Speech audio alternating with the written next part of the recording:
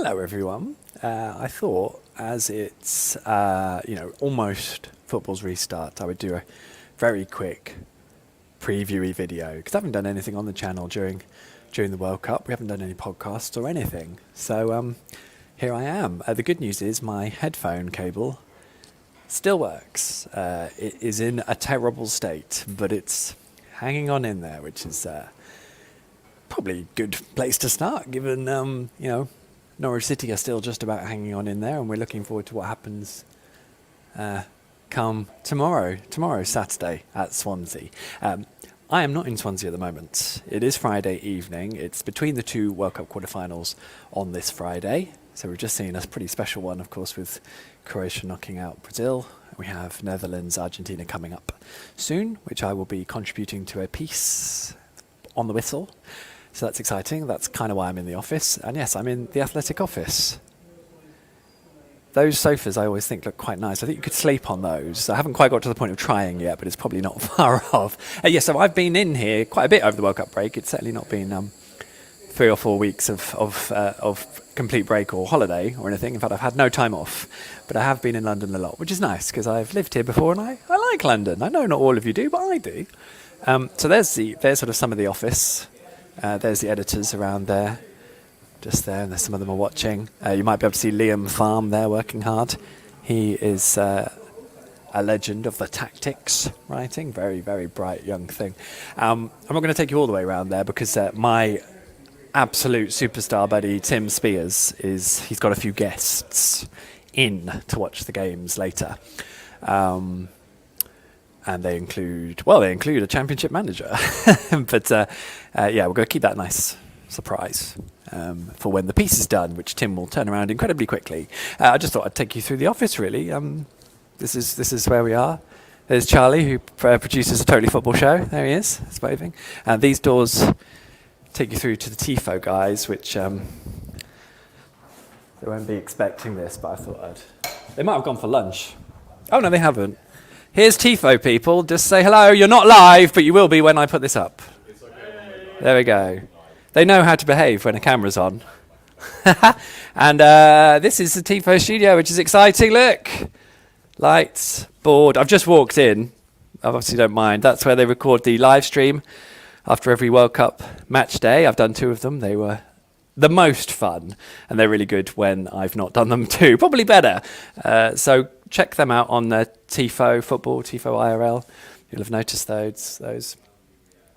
Looking a lot straighter than when I did the Manchester United video. So there we go, and there's the board. There we go, which is fun to use. So there we go. And for those really, really interested, there's also a studio here, which is the athletic studio where, there's Mr. James Richardson, looking lovely. And he gets to watch the football there. That's where they record the Totally Football podcast. So loads of things going on here, which is very exciting. So there we go. Yes, I'm not just deliberately putting this off, but what I, of course, did want to do was just talk Norwich briefly, if I may, because it's exciting. I'm going to watch Norwich play. It's been a bit of a distraction up to this point, of course, with the World Cup, which has been much enjoyable. But it is a return to action. Oh, look at that. That's the best possible view of my chin. Yeah, really interesting going to Swansea because obviously we've got Matt Gill and Russell Martin in the opposite dugout, which will be fun. Dean Smith had said in his press conference this morning, which I can't believe I went to a Dean Smith press conference this morning, but he said in it and spoke about how Matt Gill was his first signing at Walsall, which is obviously a lovely note, but he hadn't really come across Russell Martin, so that won't have much resonance with Dean Smith particularly, but I think we've all come across Russell Martin quite a lot. I really like him as a guy. I think he's doing some great progress as a manager, head coach as well. So it will be interesting what he's doing with Swansea because he is taking them in a good direction.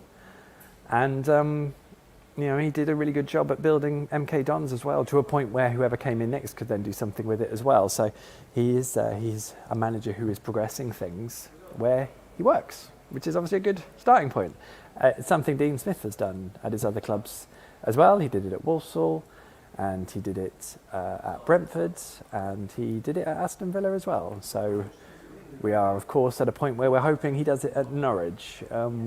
which has proven tricky so far in his tenure. And you could say these coming weeks are crucial to where it heads, because he himself spoke about the things he wanted from Norwich on the other side of this break, how indifferent it had been up until this point. Even though I think, generally they kind of feel like a lot of it went well, and, they probably aren't particularly shy of their quality and what they can produce. So it will be very interesting what we get, because it will clearly be... I will be looking to see what they do differently, to see how they react to the situation and see what they pull up. There's a pretty clear bill of health now. Sam Byram and Jakob Sørensen are close to being back in full team training. Adam Eder is back available, so is Andrew Omobamidele. With Adam, it's interesting that Dean Smith was open enough to say that his medical staff have labelled Adam Eder a joint compromised athlete, which... quite a big statement. I mean, I'm not aware if athletes can, lose that status, whether it's a temporary thing, but it does mean they're going to have to manage his knee, basically, and they've got to manage the load that he will have to bear on that. So that's interesting in itself. Not ideal that we know that, but it would be great to see Adam do something productive over what I'm effectively calling the second half of the season, even though it's basically going to be over about twice the distance or length of time as the first half. So that's all good. Really good that Josh Sargent's injury isn't too bad either. He might not make the game at Swansea, but he's not going to be too far off. And I think I was worried that, although there was a bit of chatter about him possibly making the USA's knockout game against the Netherlands, the fact that he didn't even make the bench made me worry that they were just sort of trying to talk that up and see how it would go. I thought Josh had a really good World Cup. I thought when he played, he looked lively. I thought he linked the play really well, and he showed what he can do. You bear in mind he's playing at a World Cup, and then you think about the maturity he kind of showed. In a really good USA team, I thought they looked quite a coherent, athletic, energetic side, and they defended very well for the most part. Obviously, it was a bit trickier against the Dutch, but that's really encouraging. He should come back in really good spirits when he's fit and available, which might be tomorrow, we'll see. But I think that's exciting, and I look forward to seeing that at some point. It will be interesting how Dean Smith plays it, because that's really another set of... That's another bid, really, from Josh Sargent to play down the middle. And the more you look at it and the more you think about how the first half of the season panned out, the more I feel Dean Smith has got to find a way to play Josh Sargent and Tim Apuki together in a strike pairing. So we will see how Dean Smith goes about that with his formation. We know very much that he wants Norwich to be better at counter-pressing and better without the ball, with the aim of counter-pressing to win it back, I'm sure. So it will be fascinating how they deal with it.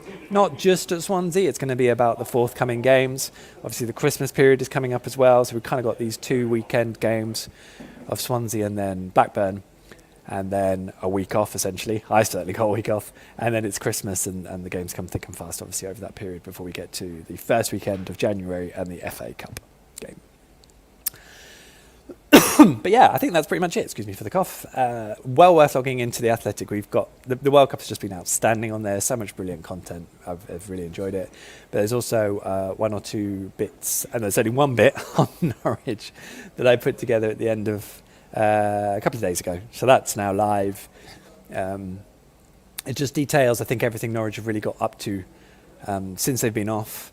It mentioned first the fact that John Rowe rolled his ankle and had to have surgery, so he's going to be out for 2 to 3 months, which is obviously a real blow for him. I do feel that is maybe now why they will look to bring in a winger, possibly in January, which Dean Smith said today they're only looking at doing one piece of business. It won't be much, and I would imagine, because they've not really got any money, there would also be a loan signing. They have still got some room for some more of those. So there is that bubbling under the surface in January, but it won't be terribly busy, I imagine. And yeah, they had a great trip at Tampa by all accounts, did lots of things, and yeah, it seems like they had a good time of it. We'll see how the effects of the training kick in, but they certainly were busy going out and about and seeing things, including Thanksgiving and a tourist yacht. So not enough pictures. We didn't see enough pictures of all those things, I think. Maybe a video will come out at some point. It would be good. I want to see these guys on the yacht. tourist yacht. And I think that's it that I can think of, which is exciting. So, On the Ball will be back on Monday night for that weekend, and then the following weekend, and then we'll have a break for Christmas and New Year, which we always do. And I will be at the Liberty Stadium. I'm in London at the moment. I've got a train early in the Liberty Stadium to Swansea, which I will do, and then I've got to find somewhere nice to watch the England-France quarter-final in Wales. That will be fun, as well as all my usual jobs. So there will be a video verdict and hopefully some hot takes after the game tomorrow, providing time allows. So that's good. And I just probably wanted to just say I'm really looking forward to it. It's been great fun to come and do loads of World Cup stuff. My brain is a little bit fried that I was at a Dean Smith press conference this morning and the World Cup's still going on and there'll be quarterfinal games and England are playing a few hours after Norwich play in Swansea, and I'm not really sure how much everyone else cares about the Championship being back. But for me, I'm looking forward to it. Back to the day job. So let's see what Norwich have got. I will be there. I will be keeping you up to date, of course. And yes, the channel is back and alive, which is obviously great. I'm still here, as much as some people might hope I wasn't. So I'm here. I'm still here. I hope you're still here. I hope you're having a great time, whatever you're doing. And I will see you all very soon. And yes, I'm not quite sure how to end it. So I'm going to end it now. Safe travels. I will see you in Wales. A cheerio. Ta-da. End shot. There we go. Seamless. Do-do-do, do-do-do-do-do. That's quite a good plug, isn't it? Good plug, yeah.